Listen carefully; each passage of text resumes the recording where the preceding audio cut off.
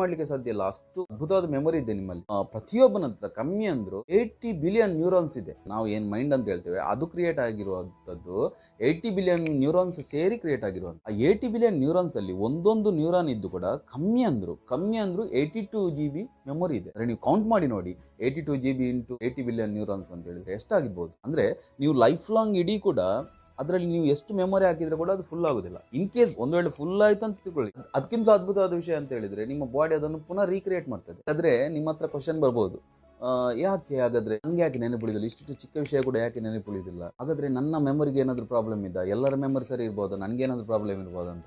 ಹಾಗೇನಿಲ್ಲ, ಬೇರೆ ಅವರ ಮೈಂಡ್ ಶಾರ್ಪ್ ಇರ್ಬೋದು, ನಮ್ಮ ಮೈಂಡ್ ಶಾರ್ಪ್ ಇರ್ಬೋದು, ಹಾಗೇನಿಲ್ಲ. ಎಲ್ಲರ ಮೈಂಡ್ ವರ್ಕ್ ಮಾಡೋದು ಒಂದೇ ರೀತಿ ನಮ್ಮೆಲ್ಲರ ಮೈಂಡ್ ವರ್ಕ್ ಮಾಡ್ತದೆ.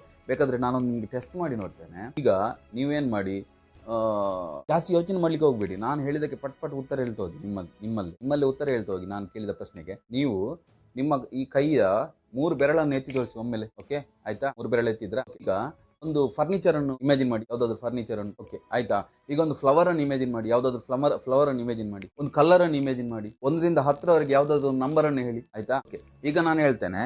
ಇದರಲ್ಲಿ ಈಗ ಇಷ್ಟು ಯಾರೆಲ್ಲ ನೋಡ್ತಾ ಇದ್ದೀರಾ, ಅದರಲ್ಲಿ ಹೈಯೆಸ್ಟ್ ಜನ 3 ಬೆರಳು ಎತ್ತಲಿಕ್ಕೆ ಹೇಳುವಾಗ ಹೀಗೆ ಎತ್ತಿರ್ತೀರಾ. ಒಂದು ಫರ್ನಿಚರ್ ಅಂತ ಹೇಳುವಾಗ ನಿಮ್ಮ ಇಮ್ಯಾಜಿನೇಷನ್ ಅಲ್ಲಿ ಚೇರ್ ಬಂದಿರ್ತದೆ. ಒಂದು ಫ್ಲವರ್ ಅಂತ ಹೇಳುವಾಗ ರೋಸ್ ಬಂದಿರ್ತದೆ. ಒಂದು ಕಲರ್ ಅಂತ ಹೇಳುವಾಗ ರೆಡ್ ಕಲರ್ ಬಂದಿರ್ತದೆ. 1 ರಿಂದ 10ರವರೆಗೆ ನಂಬರ್ ಹೇಳುವಾಗ 7 ನಂಬರ್ ಇಮ್ಯಾಜಿನ್ ಬಂದಿರ್ತದೆ. ಅಂದ್ರೆ 60% 70% ಜನರಲ್ಲಿ ಸೇಮ್ ಆನ್ಸರ್ ಬಂದಿರ್ತದೆ. ಅದರ ಅರ್ಥ ಏನು?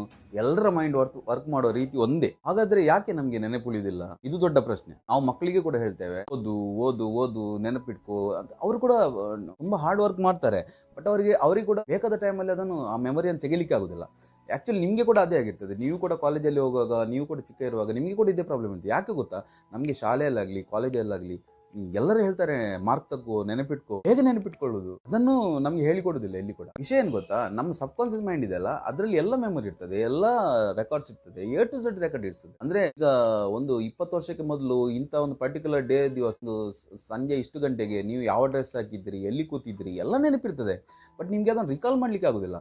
ಅದೇ ಒಂದು 20 ವರ್ಷಕ್ಕೆ ಮುಂಚೆ ಯಾವ್ದಾದ್ರು ಫಂಕ್ಷನ್ ಆಗಿರ್ತಾರೆ, ಆಪಲ್ಲಿ ಯಾವ ಡ್ರೆಸ್ ಹಾಕಿದ್ರಿ, ಆ ಫಂಕ್ಷನ್ಗೆ ಯಾರೆಲ್ಲ ಬಂದಿದ್ದಾರೆ ಎಲ್ಲ ನೆನಪಿರ್ತದೆ.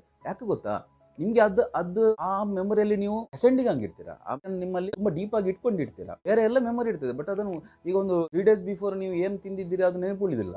ಯಾಕೆಂದ್ರೆ ನೀವು ಅದಕ್ಕೆ ಗಮನ ಕೊಟ್ಟಿರೋದಿಲ್ಲ. ಕಾನ್ಸಂಟ್ರೇಷನ್ ಅಲ್ಲಿ ಪ್ರಾಬ್ಲಮ್ ಇದೆ. ಸಬ್ ಕಾನ್ಸಿಯಸ್ ಮೈಂಡ್ ಏನು ಗೊತ್ತಾ? ಸಬ್ ಕಾನ್ಸಿಯಸ್ ಮೈಂಡ್ ನ ಭಾಷೆ ಮತ್ತು ನಿಮ್ಮ ಭಾಷೆ, ಅದ್ರ ಭಾಷೆ ನಿಮ್ಗೆ ಅರ್ಥ ಆಗುದಿಲ್ಲ, ನಿಮ್ಮ ಭಾಷೆ ಅದಕ್ಕೆ ಅರ್ಥ ಆಗುದಿಲ್ಲ. ಇಬ್ಬರ ಕಾನ್ಫ್ಲಿಕ್ಟ್ ಅಲ್ಲಿ ನಿಮ್ಗೆ ಮೆಮೊರಿ ಕೈ ಕೊಡ್ತದೆ. ನಿಮ್ಗೆ ಭಾರತದ ಎಲ್ಲ ಗ್ರಂಥಗಳಿದ್ದಾವೆಲ್ಲ, ಅದ್ರಲ್ಲೆಲ್ಲ ಅದ್ಭುತವಾದ ಕಥೆಗಳೆಲ್ಲ ಇವೆ. ಅಂದ್ರೆ ಅವ್ರು ಸುಮ್ನೆ ಯಾಕೆ ಕೂತಲ್ಲಿ ಕತೆ ಬರ್ದು, ನಮ್ಗೇನ್ ಗೊತ್ತಾ? ಪುರಾಣ ಅಂತ ಹೇಳಿದ್ರೆ ಗೊಡ್ಡು ಪುರಾಣ ಅಂತ ಹೇಳ್ತೇವೆ. ಅಂದ್ರೆ ಏನು ಕತೆ ಬರ್ದಿದ್ದಾರೆ ಅದನ್ನು ಹೇಳ್ತಾ ಇರ್ತೇವೆ. ಅದಲ್ಲ, ಅಲ್ಲಿ ಯಾರು ಬರ್ದಿದ್ದಾರಲ್ಲ ಅವ್ರು ನಮ್ಮ ಸೋಲ್ ಬಗ್ಗೆ, ಮೈಂಡ್ ಬಗ್ಗೆ, ಬಾಡಿ ಬಗ್ಗೆ, ಯೂನಿವರ್ಸ್ ಬಗ್ಗೆ ಅದ್ಭುತವಾದ ಅಧ್ಯಯನ ಎಲ್ಲ ಮಾಡಿ ಆ ಸೀಕ್ರೆಟ್ ಅನ್ನ ಒಂದು ಸಿಂಬೋಲಿಕ್ ಆಗಿ ಒಂದು ಕಥಾರೂಪದಲ್ಲಿ ಹೇಳಿರ್ತಾರೆ, ನಮ್ಗೆ ಅರ್ಥ ಆಗ್ಲಿ ಅಂತ. ಅದ್ರ ಮೀನಿಂಗ್ ತುಂಬಾ ಇರ್ತದೆ. ಈಗ ಭಾಗವತದಲ್ಲಿ ಒಂದು ಕತೆ ಬರ್ತದೆ, ಒಂದು ಆತ್ಮದೇವ ಅಂತ ಹೇಳುವ ಒಬ್ಬ ಬ್ರಾಹ್ಮಣನ ಕತೆ ಬರ್ತದೆ. ಅಂದ್ರೆ ಆತ್ಮದೇವ ಒಂದು 9 ಬಾಗಿಲಿರುವ ಒಂದು ಪಟ್ಟಣದಲ್ಲಿ ಇರ್ತಾನಂತೆ. 9 ಬಾಗಿಲಿರುವ ಪಟ್ಟಣ ಅಂತ ಹೇಳಿದ್ರೆ ನಮ್ಮ ದೇಹ, ಆತ್ಮದೇವ ಅಂತ ಹೇಳಿದ್ರೆ ನಾವು. ಅವನಿಗೆ ಒಬ್ಬಳು ಹೆಂಡತಿ ಅಂತ, ದುಂದುಲಿ ಅಂತ, ಮಗ ಇದ್ದಾನೆ ದುಂದುಕಾರಿ ಅಂತ. ಹೆಂಡತಿ ಏನ್ ಮಾಡ್ತಾಳೆ, ಇವನು ಏನು ಹೇಳಿದ್ರು ಅದಕ್ಕೆ ಉಲ್ಟಾ ಮಾಡ್ತಾಳೆ ಅವಳು. ಮಗ ತುಂಬಾ ತಪ್ಪು ಕೆಲಸ ಮಾಡ್ತಿರ್ತಾನೆ, ಉತ್ಪಾತ ಮಾಡ್ತಿರ್ತಾನೆ. ಆದ್ರೆ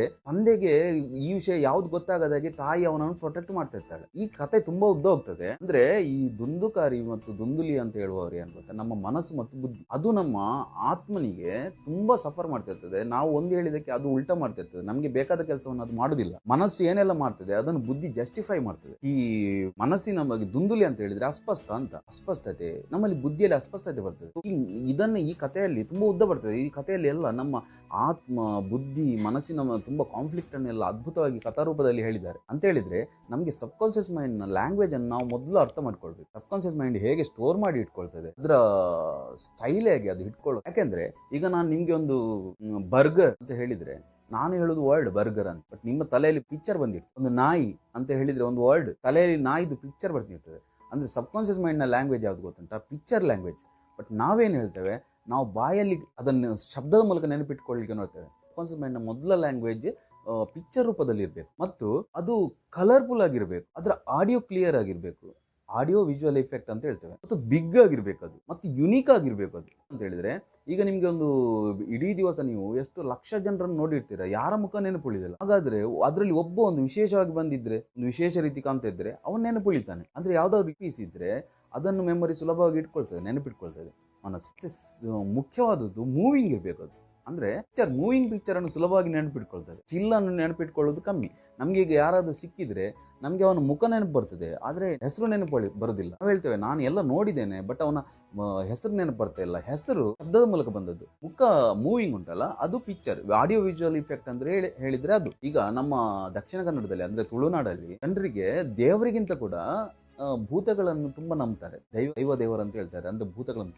ಅದಕ್ಕೆ ಆ ನಂಬಿಕೆಗೆ ಅಷ್ಟು ಗಾಢವಾಗಿ ನಂಬಿಕೆ ಬರ್ಲಿಕ್ಕೆ ಕಾರಣ ಏನ್ ಗೊತ್ತಾ? ಇದೇ ಆಡಿಯೋ ವಿಜುವಲ್ ಎಫೆಕ್ಟ್. ಅಂದ್ರೆ ರಾತ್ರಿ ಒಂದು ನಿದ್ರೆ ಕಾಲದಲ್ಲಿ ನಿದ್ರೆ ಬರ್ತಾ ಇರುವಾಗ ಮನುಷ್ಯನಿಗೆ ಬ್ರೈನ್ ಆಲ್ಫಾ ವೇವ್ ವರ್ಕ್ ಮಾಡ್ತಾ ಇರ್ತದೆ, ಟ್ರಾನ್ಸಿಗೆ ಹೋಗಿರ್ತಾನೆ, ಹೋಗೋ ಸ್ಟೇಜಲ್ಲಿ ಇರ್ತಾನೆ. ಆ ಟೈಮಲ್ಲಿ ಆ ಮ್ಯೂಸಿಕ್ ಇರ್ತದೆ, ಹಿಂದಿನಿಂದ ಅದರ ವಾದ್ಯ ಇರ್ತದೆ, ಮತ್ತು ಆ ಲೈಟ್ನ ಬೆಳಕು, ಆ ಕೈಯಲ್ಲಿ ಹಿವಟಿಗೆಲ್ಲ ಇಟ್ಟಿರ್ತಾರೆ, ಅದನ್ನ ಇಟ್ಕೊಂಡು ಆ ವೇಷ, ಆ ಮೂವಿಂಗ್, ಆ ಮ್ಯೂಸಿಕ್, ಇದೆಲ್ಲ ಮಿಕ್ಸ್ ಆಗಿ ಸಬ್ ಕಾನ್ಷಿಯಸ್ ಮೈಂಡ್ ಅಲ್ಲಿ ಡೀಪ್ ಆಗಿ ಕೂತಿರ್ತದೆ. ಹಾಗೆ ದೇವರಿಗಿಂತ ಕೂಡ ದೈವಗಳನ್ನು ಅಷ್ಟು ನಂಬಲಿಕ್ಕೆ ಕಾರಣ ಆ ಆಡಿಯೋ ವಿಜುವಲ್ ಎಫೆಕ್ಟ್. ಯಾವುದೇ ವಿಷಯ ತಿಳ್ಕೊಳ್ಬೇಕಾದ್ರೆ, ಯಾವುದನ್ನು ಅದು ತುಂಬಾ ಲರ್ನಿಂಗ್ ಮಾಡ್ಕೊಳ್ಬೇಕಾದ್ರೆ ಅದಕ್ಕೆ ಕಾನ್ಸಂಟ್ರೇಷನ್ ಮುಖ್ಯ. ಬಟ್ ನಾವೇನ್ ಮಾಡ್ತೇವೆ, ಮಕ್ಕಳಿಗೆ ಕೈಯಲ್ಲಿ ದೊನ್ನೆ ಇಟ್ಕೊಂಡು ನೆನಪಿಟ್ಕೊಂಡು ಹಾಗೆ ಆಗುದಿಲ್ಲ. ನೆನಪಿಟ್ಕೊಳ್ಳಿ, ಯಾವುದೇ ವಿಷಯಕ್ಕೆ ಕಾನ್ಸಂಟ್ರೇಷನ್ ಬರಬೇಕಾದ್ರೆ ಅದಕ್ಕೆ ಯಾವುದೇ ಒಂದು ಮ್ಯಾಟರ್ ಬಗ್ಗೆ ನಮಗೆ ಅಸೋಸಿಯೇಷನ್ ಬರಬೇಕು ಅಂತ ಹೇಳಿದ್ರೆ ನಮ್ಮ ಕಾನ್ಷಿಯಸ್ ಮೈಂಡಿಗೆ ಕನ್ಫರ್ಮ್ ಆಗಬೇಕು, ಯಾಕೆ ನಾನು ಇದನ್ನು ಯಾವುದು ನೆನಪಿಟ್ಕೊಳ್ಬೇಕಾ. ಈಗ ಒಂದು ಮೂವಿ ನೋಡಿದ್ರೆ ನಾವು ಫಸ್ಟ್ ಇಂದ ಲಾಸ್ಟ್ ವರೆಗೆ ಬಿಂದಾಸ್ ಆಗಿ ಬಂದು ಕತೆ ಹೇಳ್ತೇವೆ, ಏನೆಲ್ಲ ನಡೀತಂತ ಅಷ್ಟು ನೆನಪಿರ್ತದೆ ನಮಗೆ. ಅದೇ ಈಗ ಹೋಗಿದ್ದು ಬುಕ್ಕು 20 ಸಲ ಓದಿದ್ರು ನೆನಪಿಟ್ಕೊಳ್ಳೋದಿಲ್ಲ. ಯಾಕಂದ್ರೆ ಅದರಲ್ಲಿ ಪಿಕ್ಚರೈಸ್ ಇರ್ತದೆ, ಮೂವಿಂಗ್ ಇರ್ತದೆ, ಸೌಂಡ್ ಇರ್ತದೆ, ಆಡಿಯೋ ವಿಜುವಲ್ ಇಫೆಕ್ಟ್ ಇರ್ತದೆ. ಅದಕ್ಕೆ ನಾವು ಏನಾದ್ರೂ ಕಲಿಬೇಕಾದ್ರೆ ನಮ್ಗೆ ಮೊದಲು ನಮ್ಮ ಕಾನ್ಷಿಯಸ್ ಮೈಂಡಿಗೆ ನಮ್ಗೆ ಯಾಕೆ ನಾನು ಕಲಿಬೇಕು, ಈ ವಿಷಯ ಕ್ಲಿಯರ್ ಆಗಬೇಕು, ಅದಕ್ಕೆ ಇಂಟ್ರೆಸ್ಟ್ ಅಂತ ಹೇಳ್ತೇವೆ. ಆದ ಕೂಡಲೇ ನಾವು ಆ ಸಬ್ಜೆಕ್ಟ್ ನೊಟ್ಟಿಗೆ ಅಸೋಸಿಯೇಷನ್ ಹಾಕೊಳ್ಳೋದು, ಆಗ ನಮ್ಮ ಮೆಮೊರಿ ಫಿಕ್ಸ್ ಆಗಿ ನಿಲ್ತದೆ. ಹಾಗಾದ್ರೆ ನಾನೀಗ ನಿಮ್ಗೆ ಹೇಗೆ ನೀವು ವಿಜುವಲೈಸೇಷನ್ ಮೂಲಕ ಅಂದ್ರೆ ಪಿಕ್ಚರೈಸ್ ಮಾಡೋದ್ರ ಮೂಲಕ ಯಾವುದನ್ನಾದ್ರೂ ಹೇಗೆ ನೆನಪಿಟ್ಕೊಳ್ಬಹುದು ಅಂತ ನಾನು ನಿಮ್ಗೆ ಒಂದು ಪ್ರಾಕ್ಟಿಕಲ್ ಆಗಿ ನಿಮ್ಗೆ ಹೇಳಿಕೊಡ್ತೇನೆ. ನಾನು ನಿಮ್ಗೆ ಕೆಲವು ವಿಷಯ ಹೇಳ್ತೇನೆ. ಈಗ ಅಂದ್ರೆ ನೀವು ಇವತ್ತು ಮಾಡಬೇಕಾದ ಕೆಲಸಗಳ ಬಗ್ಗೆ ಹೇಳ್ತೇನೆ. ಇವತ್ತು ನೀವು ಯಾವ್ದೆಲ್ಲ ನೆನಪಿಟ್ಕೊಳ್ಬೇಕು, ಅಂದ್ರೆ ನೀವು ಏನೆಲ್ಲ ಕೆಲಸ ಮಾಡ್ಲಿಕ್ಕೆ ಇದೆ ಅಂತ ಈಗ ರಿಕಾಲ್ ಮಾಡಿದ್ರ, ಎಷ್ಟೆಲ್ಲ ನಿಮ್ಗೆ ನೆನಪಿದೆ ನೋಡಿದ್ರಾ? ಅಂದ್ರೆ ನಿಮ್ಗೆ 11ಕ್ಕೆ 11 ನೆನಪಿರ್ಲಿಕ್ಕೆ ಕಷ್ಟ, ನೆನಪಿ ಉಳಿದಿಲ್ಲ ಅಷ್ಟು ಸುಲಭದಲ್ಲಿ. ಈಗ ನಾನು ನಿಮ್ಗೆ ಹೇಗೆ ನಿಮ್ಮ ಮೆಮೊರಿಯಲ್ಲಿ ನಾನು ಹೇಳಿದ ಎಲ್ಲ ವಿಷಯಗಳನ್ನ ಯಾವುದೇ ರಿಪಿಟೇಷನ್ ಮಾಡದೆ, ಯಾವುದೇ ಓದದೆ ಸುಲಭವಾಗಿ ಹೇಗೆ ರಿಕಾಲ್ ಮಾಡೋದಂತ ನಾನು ನಿಮ್ಗೆ ಹೇಳಿಕೊಡ್ತೇನೆ. ಅದರ ಪ್ರೊಸೀಜರ್ ಅನ್ನು ಹೇಳ್ಕೊಡ್ತೇನೆ. ಎಷ್ಟು ನಾನು ಹೇಳೋದನ್ನು ಕೇಳ್ತಾ ಹೋಗಿ, ನೀವೇನು ಆಲೋಚನೆ ಮಾಡ್ಬೇಕಂತ ಇಲ್ಲ, ನೀವು ಅಂದ್ರೆ ಮೆಮೊರಿ ಇಟ್ಕೊಳ್ಬೇಕಂತ ಏನಿಲ್ಲ. ಖಾಲಿ ನಾನು ಹೇಳೋದನ್ನು ವಿಜುವಲೈಸ್ ಮಾಡ್ತಾ ಹೋಗಿ. ನಿಮಗೆ ನಾನು 11 ಮ್ಯಾಟ್ರ್ ಹೇಳಿದೆ ಅಲ್ಲ, ಮೊದಲಿಗೆ ಏನು ಹೇಳಿದೆ ನಿಮಗೆ, ಕಾರ್ ಸರ್ವಿಸ್ ಕೊಡ್ಬೇಕಂತ. ಈಗ ನೀವು ಪಿಕ್ಚರೈಸ್ ಮಾಡ್ಕೊಳ್ಳಿ, ವಿಜುವಲೈಸೇಷನ್ ಮಾಡ್ಕೊಳ್ಳಿ. ನೀವು ಕಾರ್ ಡ್ರೈವ್ ಮಾಡ್ತಾ ಹೋಗ್ತಾ ಇದ್ದೀರಾ, ಕಾರನ್ನು ಡ್ರೈವ್ ಮಾಡ್ತಾ ಹೋಗ್ತಾ ಇದ್ದೀರಾ, ಸೀದಾ ಎಲ್ಲಿ ಹೋಗ್ತಾ ಇದ್ದೀರಾ, ಮಾಲ್ಗೆ ಹೋಗ್ತಾ ಇದ್ದೀರಾ. ನೀವು ಕಾರ್ ಡ್ರೈವ್ ಮಾಡಿ ವಿಜುವಲೈಸೇಷನ್ ಮಾಡಿ. ನೀವು ಡ್ರೈವ್ ಮಾಡ್ತಾ ಹೋಗ್ತಾ ಇದ್ದೀರಾ ಮಾಲ್ಗೆ, ನೋಡಿ ಬಂತು, ಎಂಟ್ರಿ ಆದ್ರಿ, ಮಾಲಿಗೆ ಎಂಟ್ರಿ ಆಗಿ ಸುತ್ತಮುತ್ತ ನೋಡಿ, ಮಾಲ್ ಅನ್ನೆಲ್ಲ ನೋಡಿ, ಒಳಗೆ ಎಂಟ್ರಿ ಆಗಿ ನೋಡಿ, ಅಲ್ಲಿ ಎಲೆಕ್ಟ್ರಾನಿಕ್ಸ್ ಶಾಪ್ ಉಂಟು, ಅದರಲ್ಲಿ ಹೋಗಿ ಸ್ವಲ್ಪ ಗೆಜೆಟ್ಸ್ ಎಲ್ಲ ಪರ್ಚೇಸ್ ಮಾಡ್ತಾ ಇದ್ದೀರಾ. ವಿಜುವಲೈಸೇಷನ್ ಮಾಡಿ, ಅಲ್ಲಿದ್ದ ವಸ್ತುವನ್ನೆಲ್ಲ ನೋಡ್ಲಿಕ್ಕೆ ಟ್ರೈ ಮಾಡಿ. ಎಲೆಕ್ಟ್ರಾನಿಕ್ಸ್ ಅಂಗಡಿಯಲ್ಲಿ ಶಾಪ್ ಅಲ್ಲಿ ಗೆಜೆಟ್ಸ್ ಎಲ್ಲ ಪರ್ಚೇಸ್ ಮಾಡ್ತಾ ಇದ್ದೀರಾ. ಅಲ್ಲಿಂದ ಮಾಡಿ ಹೊರಗೆ ಬರುವಾಗ ನಿಮ್ಗೆ ಎದುರು ಕಾಣ್ತಾ ಇದೆ, ಒಂದು ಸ್ಪಾ ಕಾಣ್ತಾ ಇದೆ, ಬೋರ್ಡ್ ಕಾಣ್ತಾ ಇದೆ. ಆ ಸ್ಪಾದೊಳಗೆ ಎಂಟ್ರಿ ಆದ್ರಿ, ಅಲ್ಲಿ ನಿಮ್ಗೆ ಮಸಾಜ್ ಮಾಡ್ತಾ ಇದ್ದೀರಾ. ನಿಮ್ಗೆ ಮಸಾಜ್ ಮಾಡ್ತಾ ಇದ್ದಾರೆ. ಚಿಕ್ಕ ಮಗುವಿಗೆ ಹೇಗೆ ಎಣ್ಣೆ ಹಾಕ್ತಾರೆ ಹಾಗೆ ಮಸಾಜ್ ಆಗ್ತಾ ಇದ್ದಾರೆ. ಆಗ ನಿಮ್ಗೆ ಮಗುವಿನ ನೆನಪು ಬರ್ತಾ ಇದೆ. ಮಗುವಿನ ನೆನಪು ಬಂದ ಕೂಡಲೇ ನೀವೇನ್ ಮಾಡ್ತೀರಿ, ನೀವು ಸ್ಕೂಲಿಗೆ ಹೋಗ್ತಾ ಇದ್ದೀರಾ. ಸ್ಕೂಲಿಗೆ ಹೋದ್ರಿ, ಅಲ್ಲಿ ಎಲ್ಲ ಮಕ್ಕಳು ಓದ್ತಾ ಇದ್ದಾರೆ, ಕೈಯಲ್ಲೆಲ್ಲ ಬುಕ್ ಇಟ್ಕೊಂಡಿದ್ದಾರೆ. ನೋಡಿ, ಅದನ್ನು ವಿಜುವಲೈಸೇಷನ್ ಮಾಡಿ. ಆ ಪಿಕ್ಚರ್ ಅನ್ನ ಮಕ್ಕಳೆಲ್ಲ ಕೈಯಲ್ಲಿ ಬುಕ್ ಇಟ್ಕೊಂಡಿದ್ದಾರೆ, ಅದನ್ನೆಲ್ಲ ನೋಡುವಾಗ ನಿಮ್ಗೆ ಲೈಬ್ರರಿದು ನೆನಪು ಬರ್ತದೆ. ಹೋಗ್ಬೇಕಿತ್ತು, ನೀವು ಹೋಗ್ತಾ ಇದ್ದೀರಾ. ನೀವು ನೋಡಿ, ನಾನು ಒಳಗೆ ಎಂಟ್ರಿ ಆಗಿ ವಿಜುವಲೈಸೇಷನ್ ಮಾಡಿ, ಲೈಬ್ರರಿದೆಲ್ಲ ನೋಡಿ, ಬುಕ್ಸ್ ಎಲ್ಲ ನೋಡಿ. ಓಕೆ, ಒಂದು ತೆಗೆತಿದ್ದೀರಾ, ಕೆಂಪಿದ್ದೊಂದು ರೆಡ್ ಕಲರ್ ಬುಕ್ ತೆಗೆತಿದ್ದೀರಾ, ಅದನ್ನು ಓಪನ್ ಮಾಡ್ತಾ ಇದ್ದೀರಾ. ಅದರ ಫ್ರಂಟ್ ಪೇಜ್ ಅಲ್ಲಿ ಬಾಡಿ ಹೇಗೆ ಬಿಲ್ಡ್ ಮಾಡೋದು, ಬಾಡಿ ಮೇಂಟೈನ್ ಮಾಡೋದು ಹೇಗೆ, ಆ ಒಂದು ಪಿಕ್ಚರ್ಸ್ ಇದೆ, ಅದ್ರ ಬಗ್ಗೆ ಒಂದು ಆರ್ಟಿಕಲ್ ಇದೆ, ಅದನ್ನ ನೋಡ್ತಾ ಹೋಗಿ. ಈಗ ನಿಮ್ಗೆ ಜಿಮ್ ಇದ್ದು ನೆನಪು ಬರ್ತದೆ. ಈಗ ಜಿಮ್ಮಿಗೆ ಹೋಗ್ತಾ ಇದ್ದೀರಾ, ನೀವು ಜಿಮ್ಮಲ್ಲಿ ಹೋಗಿ ನಿಮ್ಗೆ ಮೆಂಬರ್ಶಿಪ್ ತಗೊಳ್ತಾ ಇದ್ದೀರಾ, ಅಲ್ಲೆಲ್ಲ ನೋಡ್ತಾ ಇದ್ದೀರಾ, ಅಲ್ಲೆಲ್ಲ ಬಾಡಿ ಬಿಲ್ಡರ್ಸ್ ಎಲ್ಲ ಫೋಟೋ ಇದೆ, ದೊಡ್ಡ ದೊಡ್ಡ ಬಾಡಿ ಫೋಟೋಸ್ ಇದೆ. ಅದನ್ನೆಲ್ಲ ನೋಡ್ತಾ ನಿಮ್ಗೆ ಫುಡ್ ನೆನಪು ಬರ್ತದೆ. ಅಂದ್ರೆ ಬಾಡಿ ನೋಡುವಾಗ ಫುಡ್ ಇದು ನೆನಪು ಬರ್ತದೆ. ಅಲ್ಲಿಂದ ನೀವು ರೆಸ್ಟೋರೆಂಟ್ಗೆ ಹೋಗ್ತೀರಾ, ವಿಜುವಲೈಸೇಷನ್ ಮಾಡಿ. ರೆಸ್ಟೋರೆಂಟ್ ಅಲ್ಲಿ ಪಾರ್ಸೆಲ್ ತಗೊಳ್ತಾ ಇದ್ದೀರಾ, ಫುಡ್ ಕೈಯಲ್ಲಿ ತಗೊಂಡಿದ್ದೀರಿ, ನೋಡಿ ಅದನ್ನು, ಅದರ ಸ್ಮೆಲ್ ಬರ್ತಾ ಇದೆ, ಅದನ್ನ ನೋಡ್ತಾ ಇದ್ದೀರಾ. ನೋಡ್ತಾ ಒಂಥರ ವಾಯ್ಲಿ ಫುಡ್ ಇದೆ, ತುಂಬಾ ವಾಯ್ಲಿ ಕಾಣ್ತಾ ಇದೆ. ಫುಡ್ ನೋಡುವಾಗ ನಿಮ್ಗೆ ಹೆಲ್ತಿನ ಬಗ್ಗೆ ನೆನಪು ಬರ್ತದೆ. ಹೆಲ್ತಿನ ಬಗ್ಗೆ ನೆನಪಾಗುವಾಗ ನೀವೇನ್ ಮಾಡ್ತೀರಿ, ಕೆಮಿಸ್ಟ್ ಹತ್ರ ಹೋಗ್ತೀರಾ, ಅಂದ್ರೆ ಮೆಡಿಕಲ್ಗೆ ಹೋಗ್ತೀರಾ. ಹೋಗಿ ಅಲ್ಲಿ ಏನೋ ನಿಮ್ಗೆ ಡ್ರಗ್ಸ್ ಎಲ್ಲ ಪರ್ಚೇಸ್ ಮಾಡ್ತೀರಾ. ಮಾಡುವಾಗ ಸೈಡ್ ಅಲ್ಲಿ ಒಂದು ಅಂಗಡಿಯಲ್ಲಿ ರೆಡ್ ಕಲರ್ನ ದೊಡ್ಡ ದೊಡ್ಡ ಆಪಲ್ಸ್ ಇದೆ. ಓಕೆ, ಅಲ್ಲಿಂದ ನೀವು ಫ್ರೂಟ್ ಪರ್ಚೇಸ್ ಮಾಡ್ತೀರಾ, ಆಪಲ್ ಪರ್ಚೇಸ್ ಮಾಡ್ತೀರಾ, ರೆಡ್ ಕಲರ್ ದೊಡ್ಡ ದೊಡ್ಡ ಆಪಲ್ಸ್. ಓಕೆ, ಆ ಆಪಲ್ ಅನ್ನು ನೋಡುವಾಗ ನಿಮಗೆ ಕಂಪ್ಯೂಟರ್ ನೆನಪು ಬರ್ತದೆ. ಆಪಲ್ ಕಂಪ್ಯೂಟರ್ ನೆನಪು ಬಂದಾಗ ನೀವು ನಿಮ್ಮ ಲ್ಯಾಪ್ಟಾಪ್ ಕಂಪ್ಯೂಟರ್ ಅನ್ನ ಸರ್ವಿಸಿಗೆ ಕೊಟ್ಟಿದ್ದೀರಲ್ಲ, ಅಲ್ಲಿ ಹೋಗಿ ನಿಮ್ಮ ತಗೊಳ್ತೀರಾ ವಾಪಸ್. ಅಂದ್ರೆ 11 ಪಾಯಿಂಟ್ಸ್ ಇದರಲ್ಲಿ ಕವರ್ ಆಯ್ತು. ಈಗ ರಿಕಾಲ್ ಮಾಡಿ, ಸುಲಭವಾಗಿ ಮಾಡಿ. ಓಕೆ, ಮೊದ್ಲೇನ್ ಮಾಡಿದ್ರಾ, ನೀವು ಕಾರ್ ಡ್ರೈವ್ ಮಾಡ್ಕೊಂಡು ಹೋದ್ರ. ಕಾರ್ ಮಾಡ್ಕೊಂಡು ಹೋಗುವಾಗ ಅದು ಏನಾಯ್ತು, ಕಾರ್ ಮಾಡ್ಕೊಂಡು ಹೋಗುದು ಅಂತ ಹೇಳಿದ್ರೆ ಕಾರ್ ಸರ್ವಿಸ್ ಇಡ್ಲಿಕ್ಕೆ ಉಂಟು ನಿಮ್ಗೆ. ಓಕೆ, ಅಲ್ಲಿಂದ ನೀವು ಸೀದಾ ಮಾಲಿಗೆ ಹೋಗ್ತಾ ಇದ್ದೀರಾ. ಓಕೆ, ಮಾಲಿಗೆ ಹೋದ್ರಿ, ಅಲ್ಲಿ ಯಾವ ಅಂಗಡಿಗೆ ಹೋದ್ರಿ, ಅಲ್ಲಿ ಎಸ್ ಎಲೆಕ್ಟ್ರಾನಿಕ್ಸ್ ಶಾಪಿಗೆ ಹೋದ್ರಿ. ಅಲ್ಲಿ ಗೆಜೆಟ್ಸ್ ಎಲ್ಲ ಪರ್ಚೇಸ್ ಮಾಡಿ ಹೊರಗೆ ಬರುವಾಗ ಯಾವ ಬೋರ್ಡ್ ಕಾಣ್ತಿದೆ, ಎಸ್ ಪಾದ್ ಕಾಣ್ತಿದೆ. ಅಲ್ಲಿ ಮಸಾಜ್ ಮಾಡ್ತಾ ಇದ್ದಾರೆ. ಮಸಾಜ್ ಮಾಡುವಾಗ ನಿಮ್ಗೆ ಏನ್ ನೆನಪಾಗ್ತದೆ, ಆಯಿಲ್ ಮಸಾಜ್ ಮಾಡುವಾಗ ಸ್ಕೂಲ್ ನೆನಪಾಗ್ತದೆ, ಮಕ್ಕಳದ್ದು. ಸ್ಕೂಲಿಗೆ ಹೋಗಿ ಅಲ್ಲಿ ಮಕ್ಕಳೆಲ್ಲ ಏನ್ ಕೈಯಲ್ಲಿ ಇಟ್ಕೊಂಡಿದ್ದಾರೆ, ಬುಕ್ಸ್ ಇಟ್ಕೊಂಡಿದ್ದಾರೆ. ಓಕೆ, ನೆನಪಾಗ ನಿಮ್ಗೆ ಏನ್ ನೆನಪಾಗ್ತದೆ, ಲೈಬ್ರರಿ ನೆನಪಾಗ್ತದೆ. ಹೋಗಿ ಏನ್ ತೆಗಿತೀರಾ, ಒಂದು ಬುಕ್ ಅನ್ನು, ರೆಡ್ ಬುಕ್ ತೆಗಿತೀರಲ್ಲ. ಓಕೆ, ಅದರಲ್ಲಿ ಪೇಜ್ ಅಲ್ಲಿ ಏನಿದೆ, ಫಸ್ಟ್ ಪೇಜ್ ಅಲ್ಲಿ ಎಸ್ ಬಾಡಿ ಬಿಲ್ಡಿಂಗ್ ಹೇಗೆ ಮಾಡುದಂತ ಆರ್ಟಿಕಲ್ ಇದೆ. ಇದನ್ನ ನೋಡುವಾಗ ನಿಮ್ಗೆ ಜಿಮ್ ನೆನಪಾಗ್ತದೆ. ಜಿಮ್ಮಿಗೆ ಹೋದ್ರಲ್ಲ, ಓಕೆ, ಜಿಮ್ ಅಲ್ಲಿ ಬಾಡಿ ಬಿಲ್ಡರ್ಸ್ ಎಲ್ಲ ನೋಡುವಾಗ ಏನ್ ನೆನಪಾಗ್ತದೆ, ಫುಡ್ ನೆನಪಾಗ್ತದೆ. ಬರೋಬರ್. ಓಕೆ, ನೆನಪಾಯ್ತು. ನೆನಪಾಗಿ ನೀವು ರೆಸ್ಟೋರೆಂಟ್ಗೆ ಹೋಗಿ ಪಾರ್ಸೆಲ್ ತಗೊಳ್ತೀರಾ, ಕೈಯಲ್ಲಿ ಇಟ್ಕೊಂಡಿದ್ದೀವಿ. ನೋಡುವಾಗ ಏನಾಗ್ತದೆ, ಆಯಿಲಿ ಪಾರ್ಸೆಲ್ ನೋಡುವಾಗ ಹೆಲ್ತ್ ನೆನಪಾಗ್ತದೆ. ಕೆಮಿಸ್ಟ್ ಹತ್ರ ಹೋಗ್ತೀರಾ, ಕೆಮಿಸ್ಟ್ ಅಲ್ಲಿ ಡ್ರಗ್ಸ್ ಪರ್ಚೇಸ್ ಮಾಡ್ತೀರಾ, ಮೆಡಿಸಿನ್ ಪರ್ಚೇಸ್ ಮಾಡ್ತೀರಾ ಮಾಡಿ. ಸೈಡ್ ಅಲ್ಲಿ ಏನಿರುತ್ತೆ, ಫ್ರೂಟ್ಸ್ ಇದೆ, ಆಪಲ್ ಇದೆ. ನೋಡುವಾಗ ಏನ್ ನೆನಪಾಗ್ತದೆ, ಕಂಪ್ಯೂಟರ್ ನೆನಪಾಗ್ತದೆ. ನೋಡಿ ಎಷ್ಟು ಸುಲಭವಾಗಿ ನೆನಪಿಟ್ಟುಕೊಳ್ಬಹುದು. 11 ಪಾಯಿಂಟ್ಸ್ ಅನ್ನ ವಿಜುವಲೈಸೇಷನ್ ಮಾಡಿದ್ರೆ ಆ ಪಿಕ್ಚರ್ ನ ಥ್ರೂ ನೀವು ಯಾವುದನ್ನು ಕೂಡ, ಯಾವುದೇ ವಿಷಯ ಇರಲಿ, ನೀವು ಪಿಕ್ಚರ್ ನ ತರ ಅದನ್ನು ಲಿಂಕ್ ಮಾಡ್ತಾ ಹೋದ್ರೆ, ಅಂದ್ರೆ ಮೆಮೊರಿ ರೂಟ್ ಅಂತ ಏನ್ ಹೇಳ್ತೇವೆ, ಮೆಮೊರಿ ರೂಟ್ ಅಲ್ಲಿ ನಾವು ಲಿಂಕ್ ಮಾಡ್ತಾ ಹೋದ್ರೆ ಎಲ್ಲ ನೆನಪಿರ್ತದೆ, ಸುಲಭವಾಗಿ ನೆನಪಿಟ್ಕೊಳ್ಬಹುದು. ಇದು ಸಬ್ ಕಾನ್ಶಿಯಸ್ ಮೈಂಡ್ ನ ಭಾಷೆ. ಸಬ್ ಕಾನ್ಶಿಯಸ್ ಮೈಂಡ್ ಪಿಕ್ಚರ್ ಅಲ್ಲಿ ನೆನಪಿಟ್ಕೊಳ್ತದೆ ಯಾವುದನ್ನು ಕೂಡ. ನಿಮ್ಮ ಭಾಷೆ ಅದಕ್ಕೆ ಅರ್ಥ ಆಗುದಿಲ್ಲ. ನೀವು ಈ ರೀತಿ ಪಿಕ್ಚರೈಸ್ ಮಾಡಿ ನೆನಪಿಟ್ಕೊಂಡಿದ್ರೆ ಯಾವುದನ್ನಾಗ್ಲಿ ಸುಲಭವಾಗಿ ನೆನಪಿಟ್ಕೊಳ್ಬಹುದು. ವಾಪಸ್ ಬೇಕಾದ್ರೆ ಉಲ್ಟಾ ನೆನಪಿಟ್ಕೊಳ್ಬಹುದು ನಿಮಗೆ. ಅಂದ್ರೆ ಆಪಲ್ ಕಂಪ್ಯೂಟರ್ ಇಂದ ಹಿಡಿದು, ಆಪಲ್ ಅಂಗಡಿಯಿಂದ, ಅಲ್ಲಿಂದ ಕೆಮಿಸ್ಟ್ ಹತ್ರ, ಕೆಮಿಸ್ಟ್ ಇಂದ ರೆಸ್ಟೋರೆಂಟ್ಗೆ, ಇಂದ ಜಿಮ್ಮಿಗೆ, ಜಿಮ್ಮಿಂದ ಲೈಬ್ರರಿಗೆ, ಇಂದ ಸ್ಕೂಲ್ಗೆ, ಇಂದ ಸ್ಪಾಗೆ, ಇಂದ ಎಲೆಕ್ಟ್ರಾನಿಕ್ಸ್ ಅಂಗಡಿಗೆ, ಎಲೆಕ್ಟ್ರಾನಿಕ್ಸ್ ಇಂದ ಮಾಲ್ಗೆ, ಮಾಲಿಂದ ಕಾರಿಗೆ. ಈಗ ಉಲ್ಟೆ ಒಂದು 2-3 ಸಲ ಹಾಗೆ ನೀವು ಸಿಸ್ಟಮ್ ಮಾಡಿಟ್ರೆ ನಿಮ್ಮ ಮೆಮೊರಿ ರೂಟ್ ಅನ್ನ, ನಿಮ್ಗೆ ಯಾವತ್ತೂ ಮರೆಯದಂತ ಮೆಮೊರಿ ನಿಮ್ಗೆ ಬರ್ತದೆ. ನಿಮ್ಗೆ ಏನಾಗ್ಲಿಲ್ಲ ನೋಡಿ, ಈಗ ನಿಮ್ಗೆ ಎಲ್ಲ ನೆನಪು ಬಂತು. ಈ ಟಿಪ್ಸ್ ಅಲ್ಲದೆ ಇನ್ನೂ ಕೂಡ ಕೆಲವು ನಿಮ್ಮ ಮೆಮೊರಿಯನ್ನ ಇಂಪ್ರೂವ್ ಮಾಡ್ಲಿಕ್ಕೆ, ಮೆಮೊರಿಯನ್ನ ಇನ್ನೂ ಕೂಡ ಸ್ಟ್ರಾಂಗ್ ಮಾಡ್ಕೊಳ್ಳಿಕ್ಕೆ, ಅಂದ್ರೆ ಆಯುರ್ವೇದದಲ್ಲಿ ಮೆಮೊರಿಯನ್ನ ಇಂಪ್ರೂವ್ ಮಾಡ್ಕೊಳ್ಳಿಕ್ಕೆ, ನಮ್ಮ ಮೆದುಳನ್ನು ಚುರುಕಾಗಿಡ್ಲಿಕ್ಕೆ ತುಂಬಾ ಟಿಪ್ಸ್ ಎಲ್ಲ ಇದೆ ಕೆಲವು. ಅಂದ್ರೆ ಒಂದು ಅಂತ ಹೇಳಿದ್ರೆ, ತುಪ್ಪ ಉಂಟಲ್ಲ, ಒರಿಜಿನಲ್ ತುಪ್ಪ, ದೇಸಿ ತುಪ್ಪ, ಅದನ್ನ ಮೂಗಿಗೆ ಹಾಕೊಳ್ಳೋದು ಒಂದೊಂದು ಡ್ರಾಪ್ಸ್ ಮಲಗುವಾಗ. ಮತ್ತೆ ಕೈಯಲ್ಲಿ ತುಪ್ಪ ಇಟ್ಕೊಂಡು ಇಲ್ಲಿಗೆ ಸ್ವಲ್ಪ ಹೊತ್ತು ಮಸಾಜ್ ಮಾಡೋದು ಮಲಗೋ ಮೊದಲು. ಇದು ನಿಮ್ಮ ಮೆಮೊರಿಯನ್ನು ಅದ್ಭುತವಾಗಿ ಬಿಲ್ಡ್ ಮಾಡ್ತದೆ. ಅಂದ್ರೆ ಒಳ್ಳೆ ತುಪ್ಪ ಆಗಿರ್ಬೇಕು, ಡೂಪ್ಲಿಕೇಟ್ ಇರಬಾರ್ದು. ದೇಸಿ ತುಪ್ಪ ಇದ್ರೆ ಅದನ್ನ ನೀವು ಇಲ್ಲಿ ಮಸಾಜ್ ಮಾಡಿದೆ ಮಲಗೋ ಮೊದಲು, ನಿಮ್ಮ ಬ್ರೈನಿಗೆ, ನಿಮ್ಮ ಮೆಮೊರಿಗೆ ತುಂಬಾ ಒಳ್ಳೇದದು. ಇನ್ನೊಂದು, ನಮ್ಮ ದೇಸಿ ಬ್ರೀಡ್ ಇದ್ದ ದನ ಇರ್ತದಲ್ಲ, ಅಂದ್ರೆ ಊರಿನ ದನ, ಅದಕ್ಕೆ ನಾವು ಕೈಯಲ್ಲಿ ಏನಾದ್ರು ತಿನ್ನುವ ವಸ್ತುವನ್ನು ಇಟ್ಕೊಂಡು ಹೀಗೆ ಕೈಯಲ್ಲಿ ತಿನ್ನಿಸಿದ್ರೆ ಅದರ ಮೂಗಿಂದ ಗಾಳಿ ಬರ್ತದಲ್ಲ ಕೈಯಲ್ಲಿ ತಿನ್ನುವಾಗ, ಆಗ ಕೂಡ ನಮ್ಮ ಕಾನ್ಸಂಟ್ರೇಷನ್ ಜಾಸ್ತಿ ಆಗ್ತದೆ ಅಂತ ಹೇಳ್ತಾರೆ. ಮುಖ್ಯವಾಗಿ ಎಕ್ಸಸೈಸ್ ಬೇಕು ಮಾಡೋದ್ರಿಂದ. ಒಂದು, ನಮ್ಮ ಹೆಲ್ತ್ ಸರಿ ಆಗ್ತದೆ, ಮತ್ತೆ ಮೈಂಡ್ ತುಂಬಾ ಫ್ರೆಶ್ ಆಗ್ತದೆ, ಕಾನ್ಸಂಟ್ರೇಷನ್ ಬರ್ತದೆ, ಬಾಡಿದ್ದು ಪ್ರೆಷರ್, ಟೆನ್ಷನ್ ಎಲ್ಲ ಹೊರಗೆ ಹೋಗ್ತದೆ.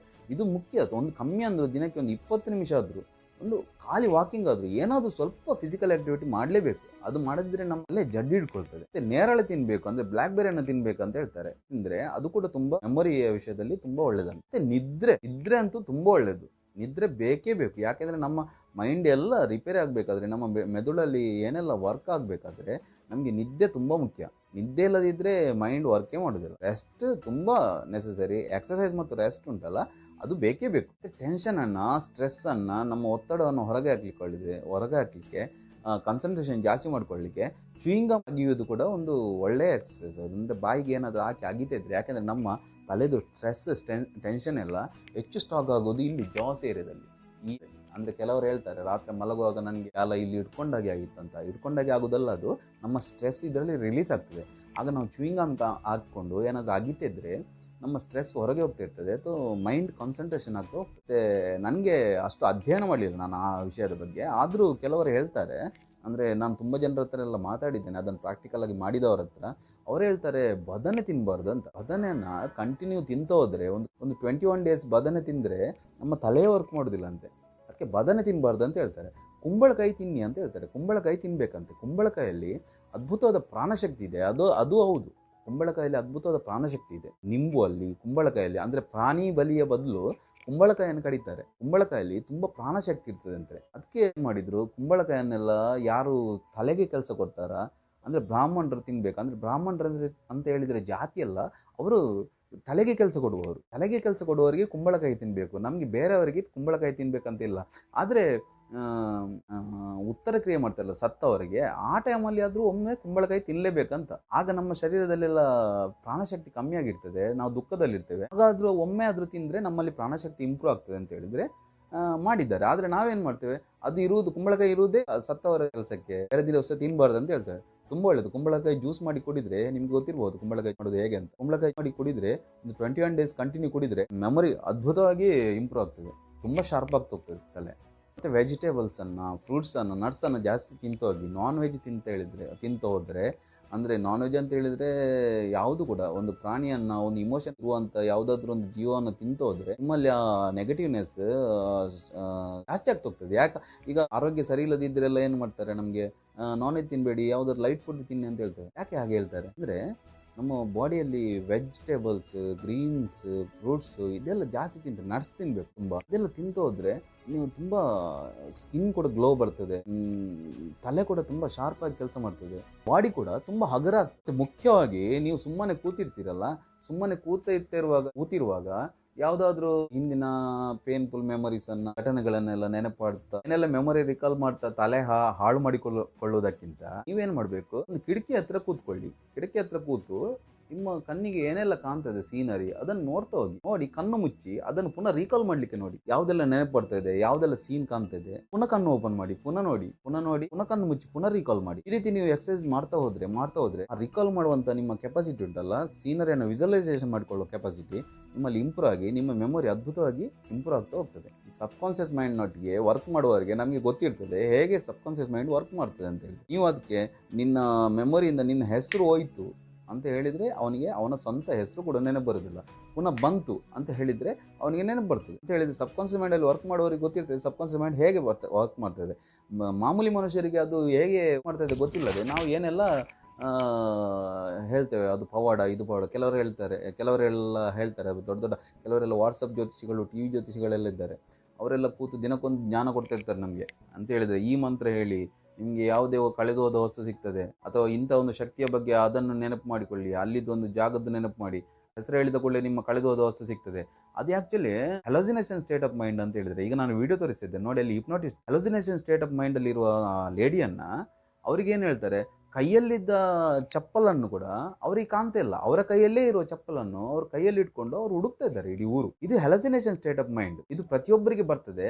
ಆಗ ನಮಗೆ ನಮ್ಮ ಎದುರಿದ್ದ ವಸ್ತೇ ಕಾಣುವುದಿಲ್ಲ ನೋಡಿ. ಅದರಲ್ಲಿ ಆ ವಿಡಿಯೋದಲ್ಲಿ ನೋಡ್ತಾ ಹೋಗಿ ಅದರಲ್ಲಿ ಒಂದು ಸಿಂಪಲ್ ಸಜೆಷನ್ ಕೊಡ್ತಾರೆ ಅವರು, ನಿಮ್ಗೆ ಈಗ ಅದು ಕಾಣ್ತದೆ ಅಂತ ಹೇಳಿದ ಕೂಡಲೇ ವಿದಿನ್ ಫ್ರಾಕ್ಷನ್ ಆಫ್ ಸೆಕೆಂಡ್ ಅವರ ಕೈಯಲ್ಲಿದ್ದ ಚಪ್ಪಲ್ ಅವರಿಗೆ ಕಾಣ್ತದೆ. ಇದೇ ರೀತಿ ಸಬ್ಕಾನ್ಷಿಯಸ್ ಮೈಂಡ್ ವರ್ಕ್ ಮಾಡ್ತದೆ ಅಂತ ಹೇಳಿದರೆ, ಹೆಲೋಸಿನೇಷನ್ ಸ್ಟೇಟ್ ಆಫ್ ಮೈಂಡಿಗೆ ಹೋದರೆ ನಮ್ಮ ಎದುರಿದ್ದ ವಸ್ತು ನಮಗೆ ಕಾಣುವುದಿಲ್ಲ, ನಾವು ಹುಡುಕಾಡ್ತಿರ್ತೇವೆ. ಆಗ ಯಾವುದಾದ್ರೂ ಶಕ್ತಿಯ ಬಗ್ಗೆ ಆಲೋಚನೆ ಮಾಡಿದ ಅಥವಾ ಯಾವುದಾದ್ರು ಮಂತ್ರವನ್ನು ಹೇಳಿದರೆ, ಮೊದಲು ಹೇಳಿರ್ತಾರಲ್ಲ ಸಬ್ಕಾನ್ಷಿಯಸ್ ಮೈಂಡಲ್ಲಿ ಅದು ಫೀಡ್ ಆಗಿರ್ತದೆ. ಈ ಮಂತ್ರ ಹೇಳಿದ ಕೂಡಲೇ ನಿಮಗೆ ಕಳೆದು ಹೋದ ವಸ್ತು ಸಿಗ್ತದೆ ಅಂತ ಹೇಳಿ, ಆ ಮಂತ್ರ ಹೇಳಿದ ಕೂಡಲೇ ಅಥವಾ ಆ ಶಕ್ತಿಯನ್ನು ನೆನೆದ ಕೂಡಲೇ ನಿಮಗೆ ಆ ಕಳೆದು ಹೋದ ವಸ್ತು ಸಿಗ್ತದೆ. ಆಗ ನಾವೇನು ಹೇಳ್ತೇವೆ, ಏನೋ ಪವಾಡ ನಡೆಯಿತು, ಭಾರಿ ಕಾರ್ಮಿಕ, ಭಾರಿ ಪವಾಡದ ವಿಷಯ.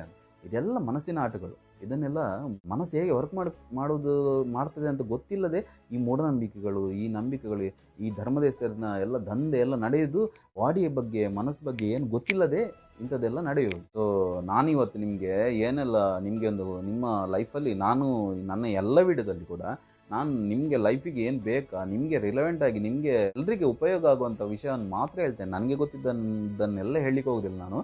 ನಾನು ಏನು ಹೇಳ್ತೇನಲ್ಲ ಅದರಲ್ಲಿ ನನ್ನ ಎಕ್ಸ್ಪೀರಿಯನ್ಸ್ ಇರ್ತದೆ, ನಾನು ಅದನ್ನು ಪ್ರಾಕ್ಟಿಕಲ್ ಆಗಿ ಮಾಡಿರ್ತೇನೆ. ಅದನ್ನು ನೀವು ಫಾಲೋ ಮಾಡಿ, ಅದರಲ್ಲಿ ನಿಮಗೆ ರಿಸಲ್ಟ್ 100% ಬರ್ತದೆ. ರಿಸಲ್ಟ್ ಬಂದರೆ ಮಾತ್ರ ನಾನು ಹೇಳೋದನ್ನು ಫಾಲೋ ಮಾಡಿ. ಅರ್ಥ ಆಯ್ತಲ್ಲ? ಇಂಥದ್ದೇ ತುಂಬ ವಿಡಿಯೋ ಎಲ್ಲ ಮಾಡ್ತೇನೆ ನಾನು. ಈಗ ತುಂಬ ದಿನದ ನಂತರ ಈಗ ಮಾಡ್ತಿದ್ದೇನೆ. ಇನ್ನು ನಾನು ಮಾಡ್ತೇನೆ, ನಿಮಗೆ ಒಳ್ಳೊಳ್ಳೆ ಸಬ್ಜೆಕ್ಟನ್ನೆಲ್ಲ ಮಾಡ್ತೇನೆ, ನಿಮಗೆ ಉಪಯೋಗ ಆಗುವಂಥ ವಿಷಯಗಳನ್ನು ಹೇಳ್ತೇನೆ. ಅದಕ್ಕೋಸ್ಕರ ನನ್ನ ಚಾನೆಲನ್ನು ಸಬ್ಸ್ಕ್ರೈಬ್ ಮಾಡಿ, ಲೈಕ್ ಮಾಡಿ, ಶೇರ್ ಮಾಡಿ. ಇವತ್ತಿಗೆ ಇಷ್ಟು ಸಾಕು. ಇನ್ನು ಪುನಃ ಒಂದು ಅದ್ಭುತವಾದ ವಿಷಯದೊಟ್ಟಿಗೆ ಪುನೊಮ್ಮೆ ಬರ್ತೇನೆ ನಾನು. ನಮಸ್ಕಾರ.